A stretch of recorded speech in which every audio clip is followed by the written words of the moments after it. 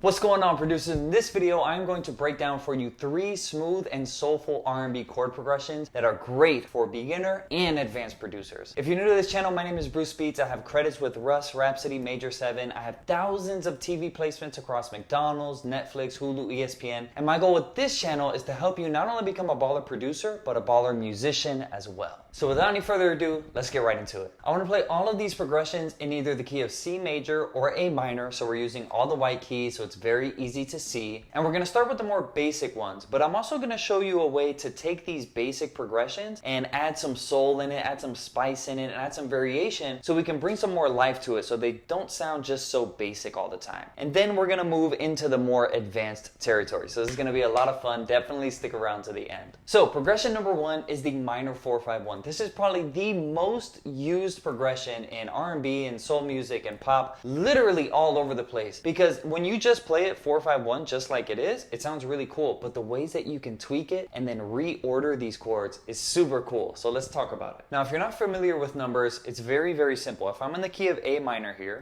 this is going to be all my white keys. So I have A, B, C, D, E, F, G, and then I'm back to A. But instead of thinking about them all in letters, we want to think about them in numbers. So we have 1, 2, 3, 4, 5, 6, 7.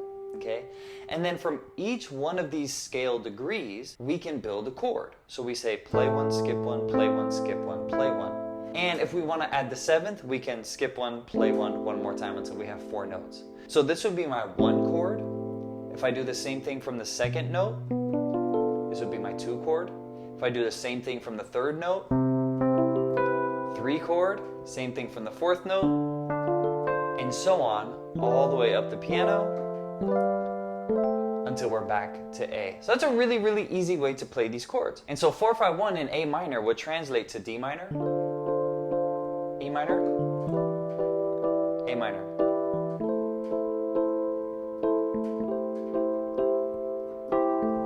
Woo! Nice and suave, right? And you notice I'm playing in a root position.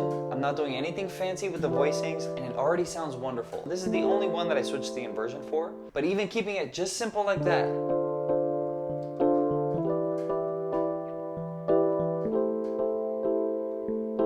as a matter of fact, that's Controlled Out by Drake. Now, the really cool thing too is we can invert these chords. So instead of starting on the 4 and going 4-5-1, we could say 5-4-1. So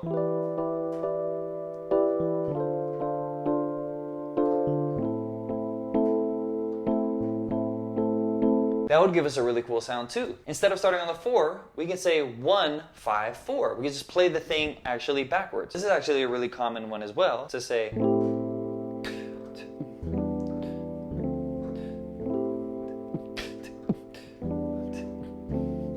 you see, I'm putting a bunch of different feelings on this and kind of changing the rhythm and how long chords are held and everything like that. So you're really only limited by your own creativity. But I also want you to notice here that I'm really playing the chords in root position. I'm not even doing anything fancy with the voicings. I'm not adding any 9s. I'm not adding any 11s. I'm not adding anything that's crazy out of the box and theoretically complicated. Just playing in a root position.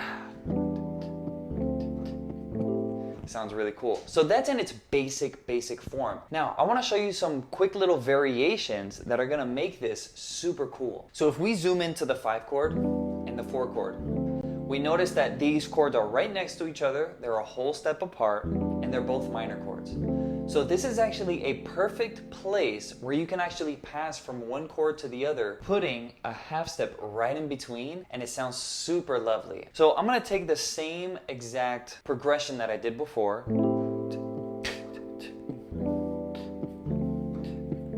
but I can say super cool. I can even slow that down.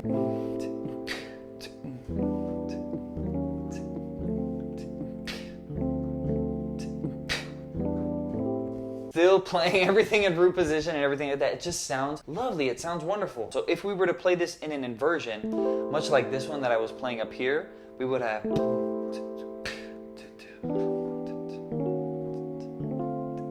So we can make these different sections by first time playing it down here, right? And then maybe for the hook, we can bring it up here.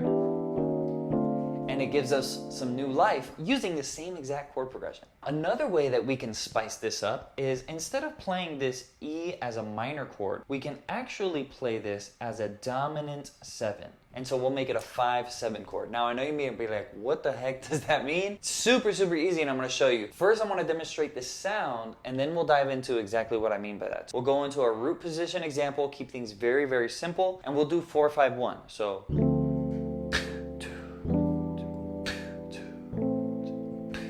right? But check out the difference when I make it a dominant chord.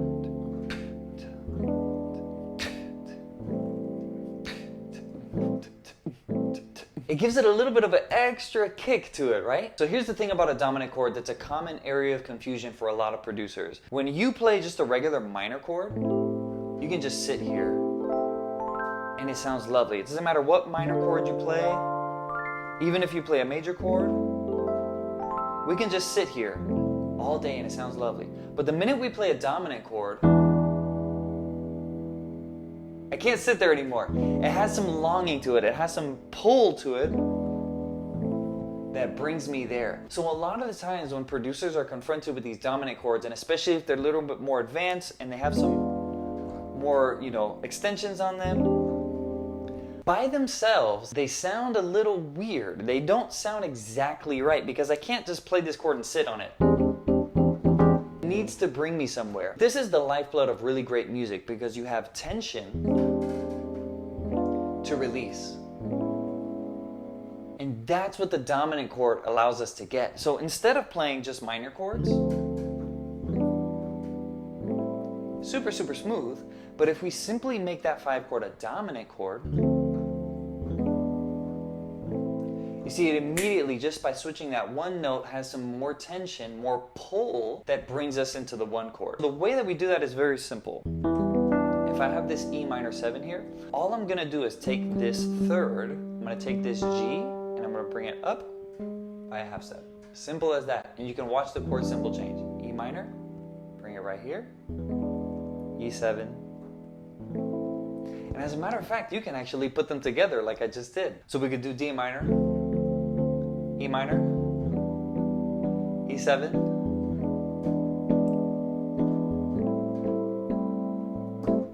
super cool. Those are 2 ways that you can take the simple 4-5-1. You can add a half step in between the 4 and the 5, and you can make the 5 a dominant chord, and that is going to allow you to add some variety to the progression as the song develops, so you don't have the same chord progression every time, but you can just add these slight little tweaks so you don't completely change the vibe, but you have some variety as the song develops. Progression number 2 is the major 4-3-2. This one is another super common progression that we hear literally everywhere. And before we dive deep into it, if you're liking this video so far, go ahead and click the like button below and subscribe to the channel. Hit the bell notifications so you can keep getting value just like this. So if we're in the key of C major and we're thinking in numbers again, and we stack the chords up in the same way that we did before, these are the chords we're going to get when we do the 4 chord, the 3 chord, and the 2 chord. So if we're in the key of C major, 1, 2, 3, 4, 5, 6, 7, we find our 4 chord, 1, 2, 3, 4, stack them up, and we get F major 7. Find the 3, stack them up, E minor 7. Find the 2, stack them up, get D minor 7. And so notice, we have 2 chords in common with what we did before. We have the E minor 7 and the D minor 7. The only difference here is we're thinking in major now, so the way we use them is going to sound a little bit different. So we can probably say like,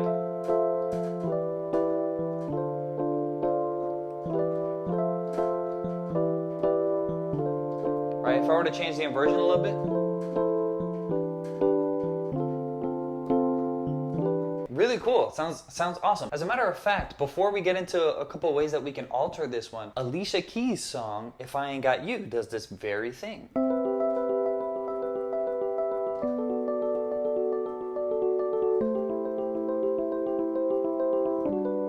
They just do it in the key of G major. So if I'm in the key of G major, 1, 2, 3, 4, 3, 2. And notice that we have major 7, minor 7, minor 7. Right? So we kind of get the same formula. That's what's really cool about thinking in numbers, is that all you need to do is swap the letter out for whatever scale you're in, and you get the same exact chords. So listen to this. When I play this chord progression in G major,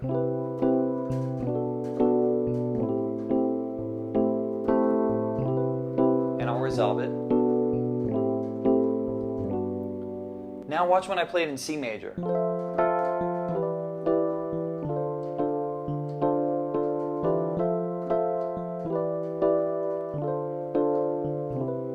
You see how it had a very similar vibe, just one was maybe a little bit brighter and the other one was just slightly darker because they're on different areas of the piano, but the harmony was exactly the same. And so when you can start thinking about things in numbers and take some of these ideas through the different keys, things start firing on all cylinders, things start clicking in your brain, and you just become like the illest producer that you could ever be, I guarantee you. With this chord progression, you're literally just limited by your creativity with how you want to start messing with it. As you can see, Alicia Keys kind of did some nice arpeggios with it. Also, the same variations apply that we did before. So we can go from the E minor to the D minor by a half step. So if we're taking that same Alicia Keys example,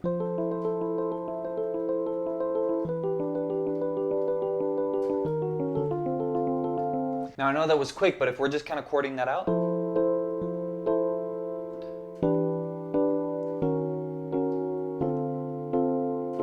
A lot of cool things about passing chords sometimes is when they're actually played fast like that, you get a really cool sound instead of just sticking on it. Right? Sometimes you want to just... Sometimes you want to just hit it for a second. So being able to do that, or just knowing what that is and drawing it in the piano roll, works too. Real quick, I want to mention something about drawing things in the piano roll. Yes, you can absolutely take these shapes and draw them in the piano roll and, put your favorite VST on it and it'll sound super cool. However, if you really want to understand this and you want the flexibility to use this whenever you want, wherever you want, without having to ever guess or think about it, it's just a natural part of how you play and how you speak music, just like I'm speaking English right now without having to think about it. When you play it on the piano, the way that you internalize the sound and the way it feels is way more potent than if you just plug it in the piano roll. So I do want to mention that you can absolutely plug it in the piano roll and you'll be cool, but you will be shortchanging yourself if your goals are to be a little bit more beyond than just the average person who makes beats. Also, making this E minor 7 and E7 will absolutely work. So as a matter of fact, let me play this one backwards this time. So we'll do 2, 3, 4, and I'll just keep it in root position.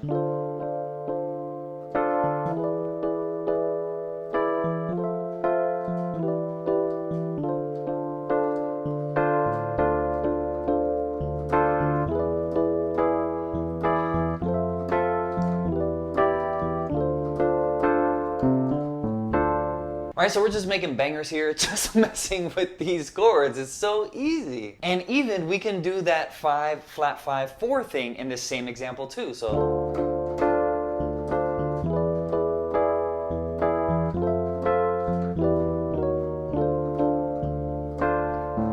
super cool. All these different ways that we can put these things together. When we know these different tools, you really just find different ways that you can put them together, and that can be through trial and error. I wouldn't think about it as trial and error, because when you think about trial and error, you think about, oh, I gotta try this thing and I gotta suck. I would rather you think about it as having fun with these different tools you're learning. Because that's why we do music, right? We do music because it's fun, it lights us up, it brings us joy. And so when you're learning these new techniques, you may be trying to find exactly how you want to do it at first. And so you'll just be trying it out in different spots, but have fun while you're doing it. I mean, you can notice me, I'm having fun right now just making these different things, trying to demonstrate to you the freedom that you can have when you use these different variations on these very simple chord progressions, even playing everything in root position, not even going into any inversions. So again, with this progression, we don't have to play it in the exact order. We don't have to go 2, 3, 4, or we don't have to go 4, 3, 2. We can probably go 4, 2, 3. As a matter of fact, this is something that Bruno Mars likes to do a lot. Give me your attention, baby. I wanna tell you a little something about you. And then he brings it to that A minor. So imagine if we made it an E7. Give me your attention, baby. First time could be the same.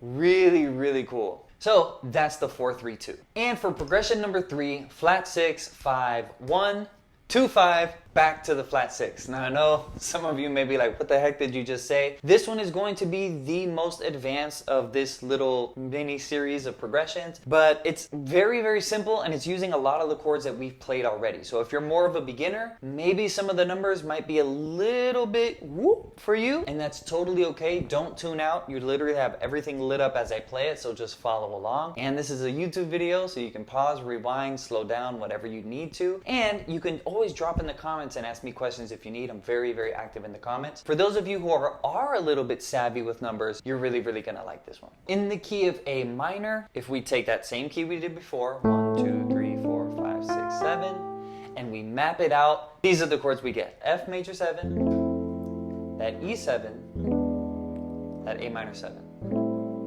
Now, because this progression is a little bit more advanced, I'm gonna start adding some color tones on here and some voicings like the 9s, like the 11s, and the alterations and things like that, because that's what's gonna make this progression really, really pop. And then I'm gonna talk about that little 2-5 at the end there. So what I would do is, instead of playing this as an F major 7, it's actually really, really nice when we play this as an F major 9. Instead of this sound, we get this sound, which is just a little bit warmer and a little bit fluffier. And instead of regular E7, we kind of have two options here. We can do E7 flat 9, or we can do E7 altered. We can even play both. But notice that when I play just a regular E7, it brings me back to A minor in that way, which is cool, but can sometimes sound a little basic. And so to get a little bit more juice out of that, we can play E7 flat 9, which will give us bit more tension, or we can play E7 altered, or we can play them both. Now, what I'm doing specifically on the piano to dissect those exact voicings and what that is a little bit beyond the scope of this video. If you would like me to dissect that, put dissect the theory in the comments below, and I can talk about my way of actually playing those chords. But for now, you can just cop the exact voicings I'm playing, and that'll do you good.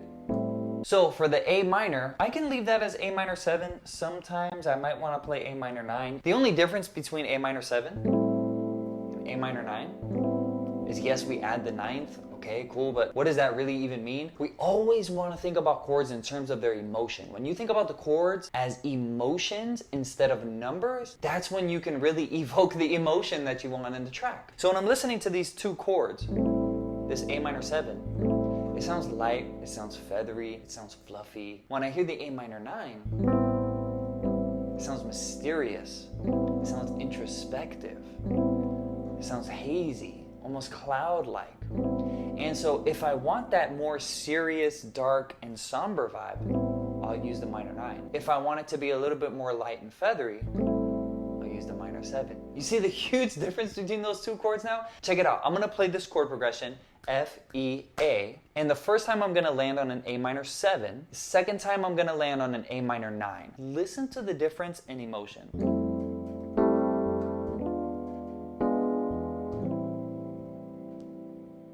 Cool.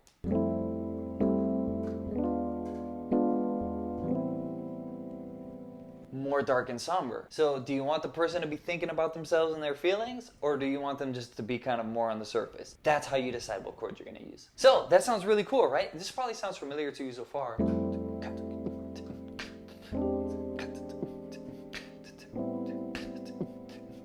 Or we can do using the other dominant chord.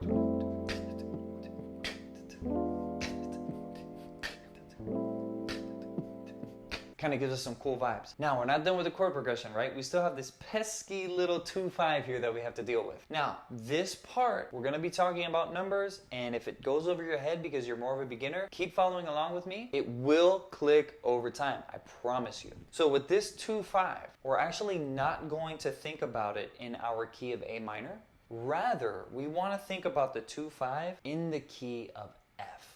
And the reason that we want to do that is because what we have here is we have this 2-5 is acting as a leading sound that is going to bring us back to the F major that we started with. Now, let me play it for you so you can hear it, and then we'll talk about what the actual chords are. So.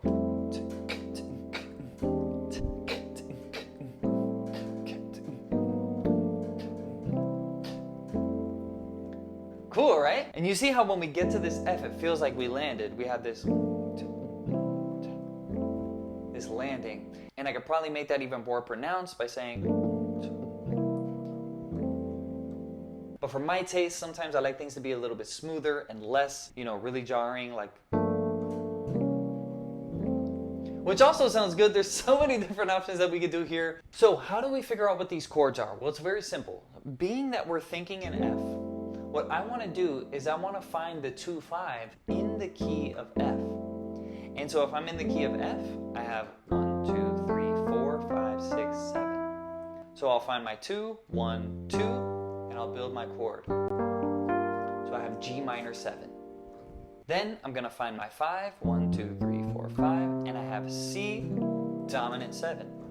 Now remember what we were talking about a second ago, how the dominant chord brings us into our resolution? That's why that last chord is going to be a dominant chord. And so we have this G minor 7 into this C7 back into F. You see how that brings us there so beautifully? We can hear this in songs like Just Like a Star.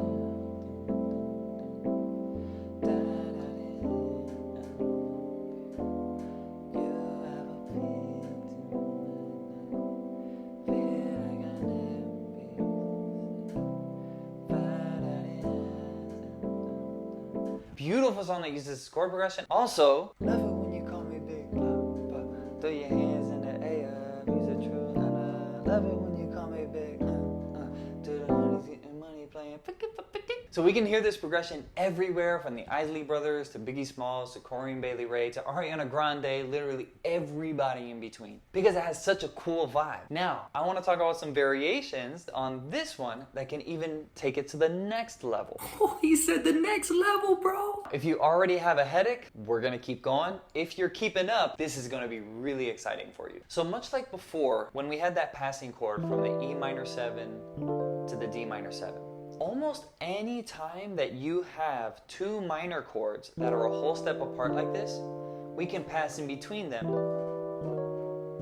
using that half step passing chord. Just 3 minor chords in a row, all a half step apart. And so you notice we have that same thing right here. We have an A minor 7 and a G minor 7. And so we can actually stick right in the middle, an A flat minor 7 is gonna sound really cool. And so we can say, just like a star coming down, just like an angel on a bird, you have appeared to my life, feel like I never be the same. Super, super cool. So I'll slow that down for a second. We have this A minor 7 right here, down a half step, down another half step. I know I'm changing the voicings a little bit, so if I can add the 9 in there.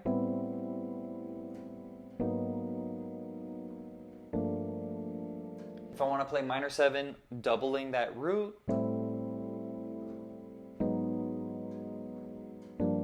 All different ways to get pretty much the same sound. If I want to take this and just play it in root position, as a matter of fact, which works very well. Right? It'll all work wonderfully. Now the other thing we can do, much like we did with the E7, where we had all of these variations, where we did this, we did this, we did this, we can do the same exact thing with our dominant chord over here, the C7. Zooming in on this C7, there's so many different options that we can do here, but just to keep it simple, these are two really common and really popular ones that are gonna get you really far, and they're gonna work pretty much in most scenarios, in most genres. So we've heard how the C7 sounds.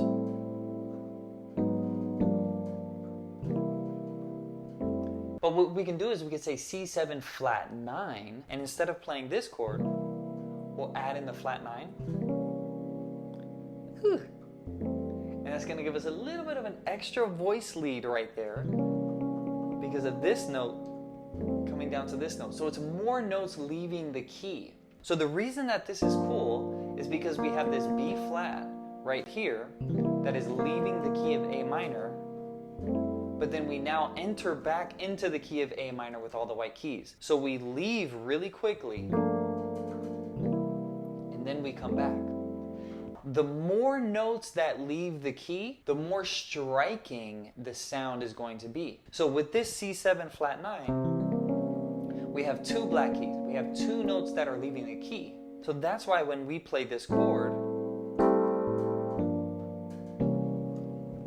it has a more jarring effect, but still really, really nice. Now the other chord that's a little bit more palatable is the one that's down here, the C13 sus, because it's basically the same shape as the G minor that we just played before. So we have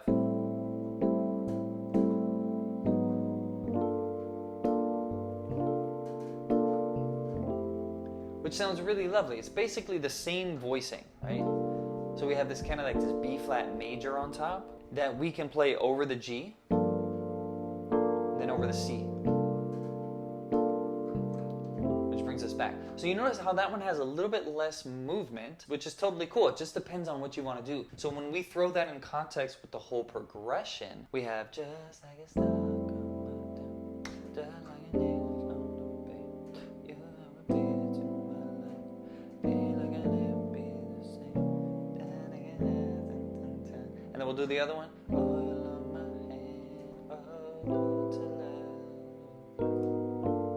Still I wonder why it is. So you see how when we do these different things at these different moments, sometimes when I get to this E7, I'll play E7 flat 9 or I'll play E7 altered. Sometimes when I get to this A minor 7, I'll play A minor 9 or I'll play A minor 7. Sometimes when I get here, I'll pick one of these options. I know that seems like options overload, but what I wanted to show you in this video is the possibilities of taking a very simple progression,